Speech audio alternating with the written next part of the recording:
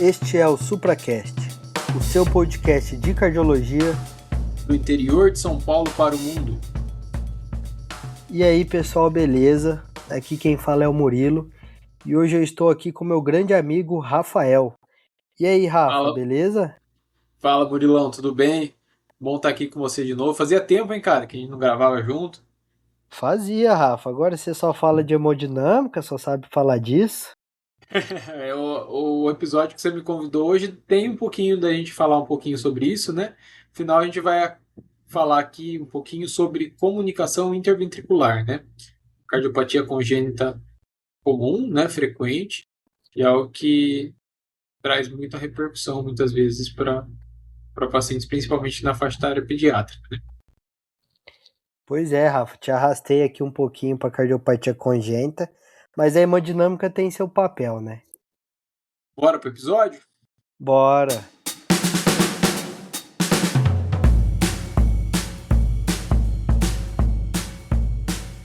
Ô Rafa, então, a comunicação interventricular, ela é caracterizada, né, por anomalias ou interrupções do septo interventricular e vai formar um orifício, né, uma passagem comunicando as câmaras ventriculares.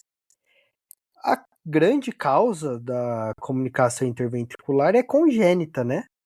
Ela pode ter associações genéticas, mas também ela pode ser um caso isolado.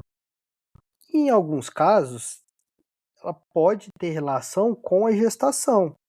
Então, infecções maternas, álcool, cocaína, diabetes, hipertensão, isso pode sim aumentar um pouco o risco de surgir uma CIV no recém-nascido, né, durante ali a embriogênese. A CIV, ela também pode ser uma alteração isolada. O paciente ali tem só uma CIV, mas ela pode estar associada a outras cardiopatias congênitas, como a CIA, persistência do canal arterial, estenose pulmonar, coarctação de aorta, ou ela pode ser, inclusive, um componente integral de lesões complexas, como a tetralogia de Fallot, que a gente já fez um episódio, transposição de grandes artérias, que também fizemos um episódio. Então, assim, a apresentação, né, a forma como que ela vem, pode ser de várias maneiras. Isso a gente falando das congênitas, que é a principal causa. Mas também a gente tem as adquiridas, principalmente pós-evento isquêmico ou pós-eventos inflamatórios graves. Temos causas iatrogênicas, pós-cirúrgicas. Mas fala aí, Rafa, você chegou aí, durante seu contato com hemodinâmica, ver alguma CIA após IAM, não? CIV, né? Isso, Tive, con CV. tive contato, sim, infelizmente, né, Murilo?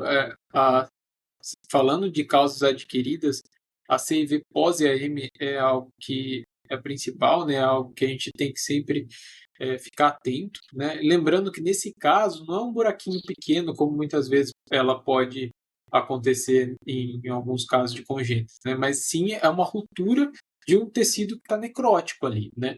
Felizmente, depois do início da terapia de reperfusão, né, seja por trombólise, seja por angioplastia, a, a taxa de incidência caiu muito, né? Atualmente é menos de 1%, próximo de 0,2%, mas infelizmente é associada a uma alta taxa de mortalidade e morbidade, né? Esses pacientes muitas vezes são aqueles pacientes que estão ali, né, alguns dias depois do evento isquêmico, né, 5, 7 dias, e eles estão estáveis hemodinamicamente. Muitas vezes até você identifica ali, não escuta um sopro, faz o diagnóstico da CV e inicialmente esse paciente está bem. Mas esses pacientes evoluem, infelizmente, muitas vezes com uma evolução, uma piora hemodinâmica súbita, né? E isso acarreta ali uma gravidade muito grande para o caso. Agora, falando um pouquinho, né, do como tem essa repercussão, o que, que acontece no coração de quem tem CIV, é importante a gente ressaltar que a CIV, como você bem disse, ela é um shunt, ela é uma comunicação entre as câmeras, né? E o tamanho dessa CIV normalmente está associado a maior gravidade de repercussão, que ela causa para o paciente, né? Inicialmente, né, o que a gente tem que pensar, então a gente tem a nossa circulação, né? E nesse caso, essa comunicação que acontece entre o ventrículo esquerdo e o ventrículo direito, inicialmente por conta do ventrículo esquerdo ter uma pressão maior, né, a pressão que vai ejetar sangue para a circulação sistêmica maior do que a circulação do VD, leva então a um desvio desse fluxo de sangue para o ventrículo esquerdo para o ventrículo direito, né? Isso gera um hiperfluxo pulmonar, porque então parte do sangue que deveria ganhar a aorta e ir para a circulação sistêmica, ele vai para o VD, consequentemente para a artéria pulmonar, circulação pulmonar, e volta para o ventrículo esquerdo, né? Então a primeira câmara que vai sofrer, por assim dizer, com a CIV, é justamente o ventrículo esquerdo, né? Ele vai receber mais sangue por conta desse sangue que retorna, né, pela circulação pulmonar, e vai ter inicialmente, então, uma sobrecarga volêmica do ventrículo esquerdo. Qual que é o problema disso? Com o passar do tempo, a circulação pulmonar, as arteríolas pulmonares, né, sofrendo a pressão ali desse hiperfluxo pulmonar, né, o endotélio ele começa a ter, dessas arteríolas começa a ter alterações, né, sofrer um remodelamento, e isso gera um aumento da resistência pré-capilar nessas arteríolas antes de chegar no capilar pulmonar. Então, se eu tenho um aumento da resistência nessa circulação, eu tenho uma dificuldade, né, do sangue passar por ali. Isso gera, então, um aumento da pressão na artéria pulmonar, consequentemente, um aumento da pressão no ventrículo direito. Isso, com o passar do tempo, vai se intensificando até o ponto, que é o mais grave nesse contexto, da pressão do lado direito do coração ficar maior do que a pressão do lado esquerdo. E acontece, então, uma inversão desse shunt. O caminho que o sangue faz é ao contrário. Então, eu tenho um sangue do ventrículo direito passando para o ventrículo esquerdo, né? Levando, assim, um sangue que não passou pela circulação pulmonar, um sangue não oxigenado. Então, eu tenho uma dessaturação, né, no sangue periférico, né, e é um fenômeno que a gente chama de síndrome de Eisenmenger. Ocorre justamente por conta dessa resistência da artéria, da circulação das arteríolas pulmonares, da resistência pulmonar estar muito elevada e, consequentemente, ter uma dificuldade ali desse sangue sair do ventrículo direito e ganhar a circulação pulmonar. E é tudo que a gente não quer, né, Rafa? Chegou nesse estado, o prognóstico, né, e a chance de tratamento acaba sendo muito pequena, né? Pois é, infelizmente são casos que muitas vezes a gente não tem mais soluções definitivas, né? Muitas vezes a gente se limita ali a controlar sintomas, mas a gente sabe que é muito, muito complicado. Ô, Rafa, então, a gente como acaba tendo mais contato com adultos, né?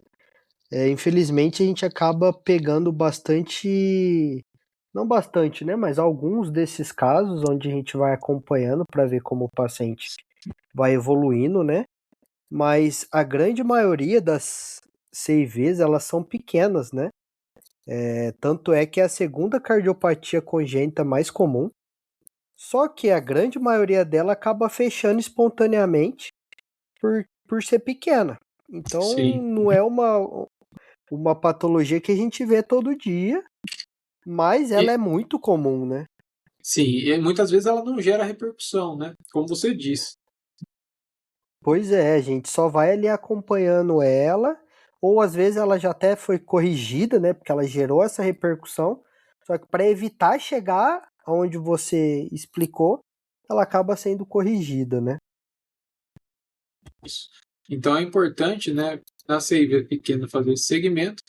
Algumas CIVs, né, aquelas CIVs de um tamanho mais intermediário, né, de médio tamanho, elas podem, nesse acompanhamento, apresentar justamente essa sobrecarga do volume do VE e até evoluir com uma hipertensão pulmonar leve, né? Muitas vezes, pacientes que ainda crianças, né, começam a ter taquipneia, paciente que tem dificuldade às vezes para mamar, né, na fase dos lactentos, e isso chama atenção, e quando esses pacientes começam então a dilatar o ventrículo esquerdo, tem que ligar um alerta muitas vezes para a gente intervir de forma precoce para não chegar naqueles casos piores, né? Entretanto, tem aquelas CIVs que já são grandes, né, mesmo nos primeiros meses de vida, e o paciente evolui com uma insuficiência cardíaca, com hipertensão pulmonar grave, né, sintomas precoces, muitas vezes graves, que precisam de uma intervenção bem rápida, né. A apresentação clínica principal no nosso exame físico é o sopro característico da CIV, né, aquele sopro holossistólico, mais auscultado ali na borda external esquerda inferior, e uma manobra que ajuda a gente intensificar o sopro é justamente exercício como o hand grip, por exemplo, né, que aumentam a pós-carga, né? Você dificulta o sangue sair do coração, né, pela via de saída, aumentando a pós-carga. Esse sangue cria o caminho, toma o caminho ali da comunicação interventricular, intensifica o sopro, né? Então é algo que a gente pode lançar a mão ali na nossa prática, que vai ajudar a gente a diferenciar esse som. Ô, Rafa, e o legal é que o sopro também ele não tem uma correlação 100% direta com a gravidade, né? Não É significa que verdade. aqueles sopros muito intensos, você vai estar diante de uma CIV muito grande, né? Sim. Essa correlação não é direta, né? Não. E aí, uma vez que a gente suspeita, né, Rafa, a gente tem que buscar o diagnóstico. E aí a gente tem alguns exames de imagem para nos auxiliar, né? Acaba que o ecocardiograma transtorácico, ele tem uma alta sensibilidade, né? Principalmente naquelas lesões maiores e não apicais, acaba sendo o nosso principal método complementar aí para fazer o diagnóstico, principalmente em recém-nascidos, né, durante a infância.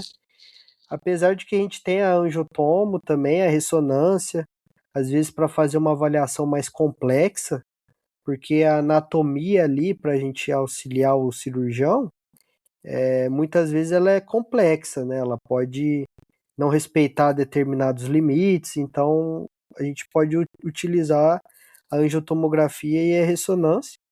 E tem o cateterismo também para a gente fazer algumas avaliações hemodinâmicas que vão nos auxiliar na decisão do tratamento, né?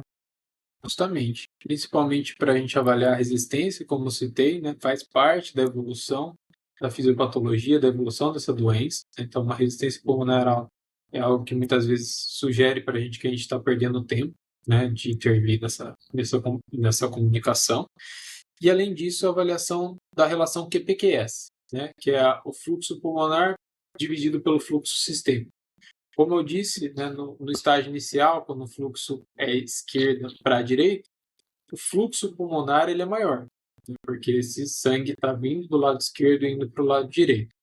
Quando eu tenho essa inversão de fluxo, o fluxo sistêmico torna-se maior do que o fluxo pulmonar e essa relação inverte. Então, o QPQS maior que 1, né, a gente tem uma circulação pulmonar maior, o fluxo sugere esquerda e direita, e o contrário, menor que 1, já sugere uma evolução, aquela evolução que a gente não deseja, né, o Alzheimer, que a gente tem um fluxo sistêmico maior do que o fluxo pulmonar.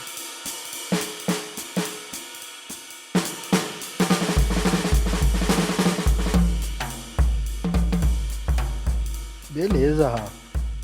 E assim, a gente tem que também identificar, né, além dessas avaliações hemodinâmicas, a localização, porque cada CIV ela vai ter uma forma de abordagem, né? O que a gente precisa saber sobre a anatomia normal do septo interventricular é que ela tem uma parte ali, logo na comunicação atrioventricular, que é o septo membranoso. Tem a parte atrioventricular e tem a parte ventricular, de fato, que ela não é muito extensa. E depois já vai dar origem ao septo muscular, que vai se estender até o ápice dos ventrículos. E a localização, ela pode ser ali nessa região membranosa e receber a denominação de uma CIV perimembranosa, que é o subtipo mais comum, em torno de 80% das CIVs aí. Então ela vai estar localizada ali na porção interventricular do septo membranoso. Ela vai ter uma aproximação com a válvula tricúspide. Então, ali o septo, o folheto septal da tricúspide, ele pode como se formar uma bolsa ou um tampão. Isso reduzir o shunt, né, interventricular, estimulando um fechamento espontâneo ou pelo menos diminuindo a repercussão que essa CIV poderia gerar, né?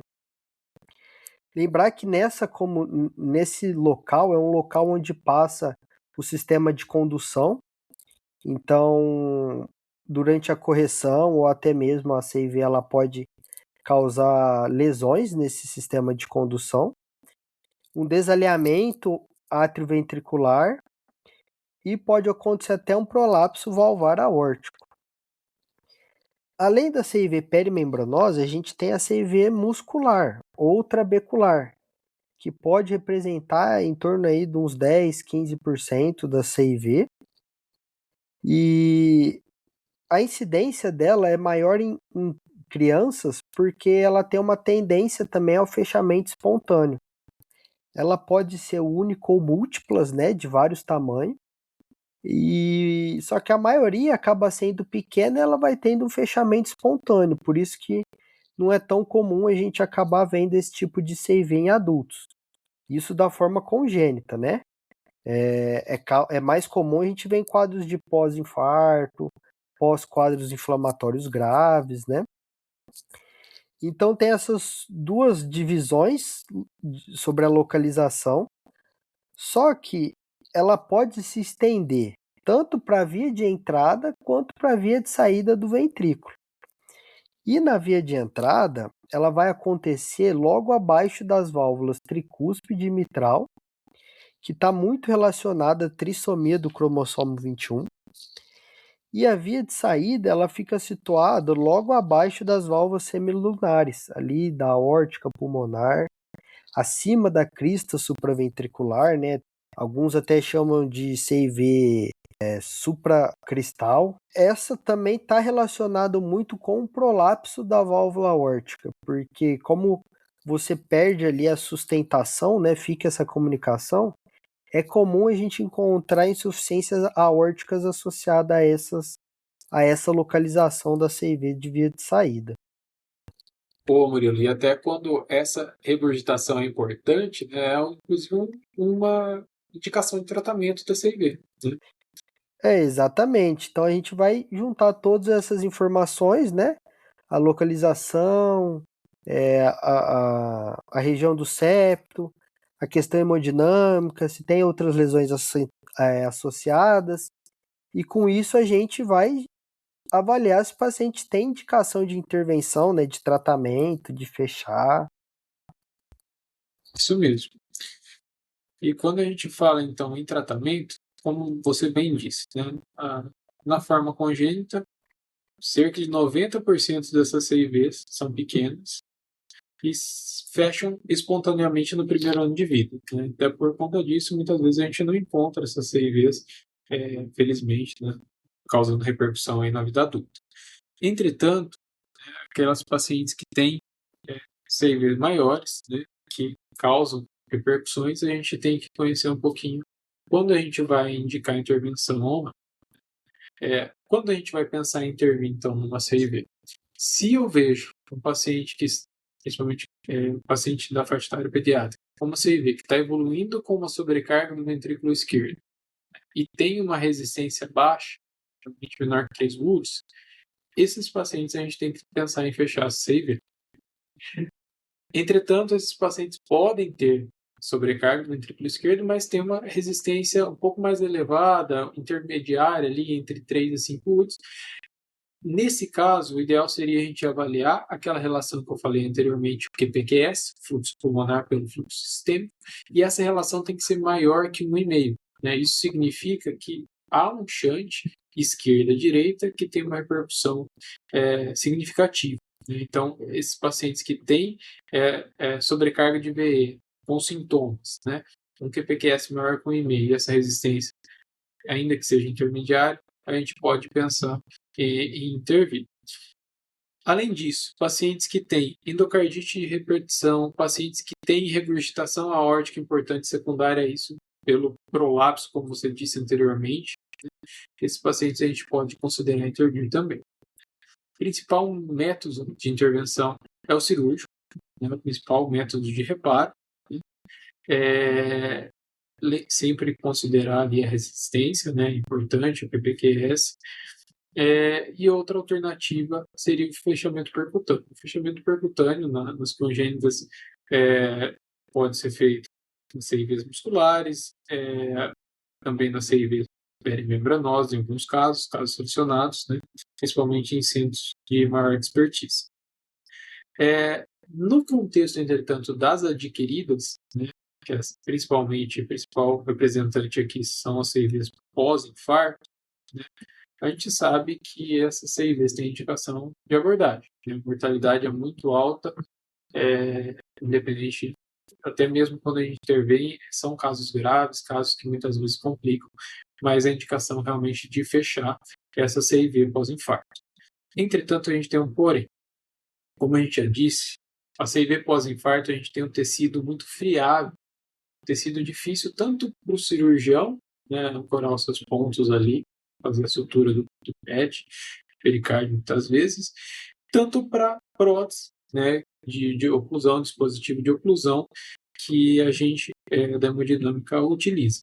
Então, muitas vezes a gente tem dificuldade de fechar, dificuldade técnica de fechar quando isso acontece nos primeiros 14 dias pós-infarto. A gente sabe que muitas vezes a gente tem uma taxa de sucesso, procedimento um pouco menor, e a mortalidade é muito alta, né? Então, nesse caso, se os pacientes têm condições clínicas de aguardar pelo menos 3 a 4 semanas, a gente idealmente deveria aguardar um pouquinho mais para a gente ter um sucesso maior do procedimento. Mas, lógico, isso pode ser revisto ou antecipado de acordo com a situação clínica, com a deteriorização clínica. O paciente que tem que ser monitorizado, um paciente muito grave, tem que ser monitorizado de perto. Só para a gente citar, né, mesmo a cirurgia sendo o principal método de intervenção, cerca de uma margem grande ali dos estudos são um pouco divergentes, mas de 10 a 37% dos casos ficam com shunt residual pós-cirurgia, né, aproximadamente um terço ali, se a gente considerar, e até 10% deles precisam de uma reabordagem. Muitas vezes essa reabordagem pode ser até mesmo percutânea, né?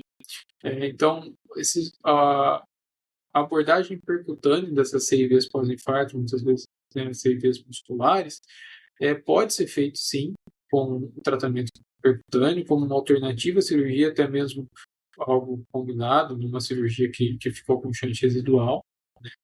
E a gente tem dispositivos, inclusive, que são um pouco diferentes daqueles utilizados nas CIVs congênitas, né? O Amplatz é o dispositivo Amplatz muscular, né? A gente tem um muscular pós-infarto que é um pouco maior, os discos são um pouco maiores e o colo também, o que une os discos, também é um pouquinho maior, justamente para esses casos. Então, são alternativas, são métodos que a gente pode lançar a mão aí na nossa prática. Beleza, Rafa. Mas no geral, né, esses pacientes que acabam sendo submetidos ao reparo da CIV, eles geralmente têm um prognóstico favorável, né? Sim. Eles têm, de certa forma, um risco um pouco mais elevado, né, a longo prazo de arritmia, endocardite, insuficiência cardíaca, isso comparado com a população em geral. Mas, tanto nas CIVs pequenas quanto as reparadas, tem um prognóstico favorável. O que a gente tem que ficar de olho é em algumas possíveis complicações que tendem a ser mais prevalentes naquelas de tamanho médio para grandes que não foram reparadas, né? Que, como você falou, a síndrome de Eisenmenger, então, né, que é a evolução final da fisiopatologia da doença, a insuficiência cardíaca esquerda, A insuficiência aórtica devido ao prolapso da válvula aórtica, né, pela perda de sustentação. Até mesmo naqueles pacientes que foram feito o reparo, podem evoluir com bloqueios atrioventriculares, né, pois o feixe de condução do sistema de condução, ele passa muito próximo a essa região. É uma questão que a gente tem que ir acompanhando ao longo do acompanhamento desses pacientes, né? O risco Sim. de endocardite, e aí depois que foi feita a correção, então a gente tem que acompanhar para ver se não vai ter shunt residual, se não vai ter essas alterações hemodinâmicas, se vai ser necessário ou não uma nova abordagem, né? Boa, Murilo, é isso mesmo. Eu acho que então a gente conseguiu falar um pouquinho sobre CV para os nossos ouvintes. Bora para aquele momento, Murilo? Bora pro bate-bola.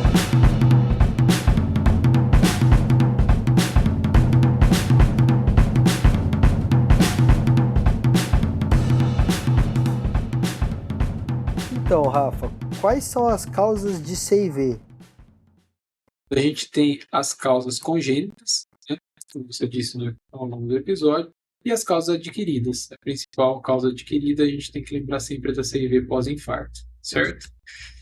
E quais os tipos de CIV que a gente tem, Murilo? Então, temos a perimembranosa, a muscular ou trabecular, as de via de saída ou via de entrada. E quando e como vamos tratar da CIV, Rafa? Murilo, a gente tem que pensar em intervir na CIV quando o paciente evolui com sobrecarga de ventrículo esquerdo, tem uma resistência baixa. Idealmente, se esse paciente tem que ter um QPQS maior que 1,5, um shunt significativo, a gente pode considerar também naqueles pacientes com endocardite de repetição e insuficiência aórtica importante relacionada com CIV. Como principal método de intervenção, o tratamento cirúrgico, mas a gente pode, principalmente nas CIVs musculares e em alguns casos membranosas, intervir e tratar percutâneo, certo? E quais são as complicações da CIV? Então, Rafa, a gente tem que ficar atento para ver se o paciente não está evoluindo com dilatação, sobrecarga e insuficiência cardíaca esquerda, né, principalmente do ventrículo esquerdo, a hipertensão pulmonar, que podem levar à síndrome de Eisenmenger, mas também a insuficiência aórtica, bloqueios atrioventriculares e endocardite. Beleza, Rafa? Bom, eu acho que a gente cumpriu a missão aqui hoje, né, Murilo? Foi um episódio mais direto, mas também não é algo que a gente tem tanto contato assim na cardio adulto, mas que vira e mexe aparece e a gente tem que estar com essas informações aí na cabeça, né? Eu, na hemodinâmica, acabo tendo um pouquinho mais de contato, né? Principalmente nas terças-feiras, né? Que a gente faz alguns procedimentos de estrutural de congênita, né? Uhum. E a gente acaba tendo algum contato ali, né? Inclusive, mandar um abraço para o Rafael Pavão, que já participou aqui com a gente no Supracast, né? A doutora Bruna, que sempre ensina muito a gente essa área. Rafa, eu acabo tendo contato 8 ou 80, né? Ali fazendo os ecocardiogramas, ou a gente já pega paciente corrigido, adulto, né? Ou pacientes com a clínica, com a síndrome de Eisenmenger, onde por algum motivo não foi corrigido, o paciente já tem todas as complicações e contraindicação. Então, dificilmente a gente, de fato, indica, a não ser nas causas adquiridas, né? Mas a gente vê mais esse perfil de paciente ali. Muito triste, né? Mas, infelizmente, é muito triste a gente ficar com a sensação de que a gente não pode intervir nesses casos, né? E assim, é até difícil explicar, né, pro paciente. Porque eles falam, mas é uma comunicação, não é só fechar. E a gente tem que explicar todo o mecanismo fisiopatológico por trás disso, né? Sim, mas felizmente isso tem ficado cada vez menos comum. Até por Isso, e tomara que diminua mais ainda. isso aí.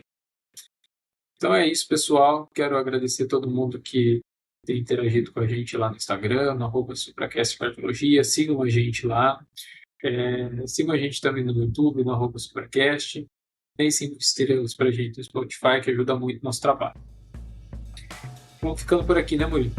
Isso aí, Rafa. Muito bom regravar com você aí. Prazer.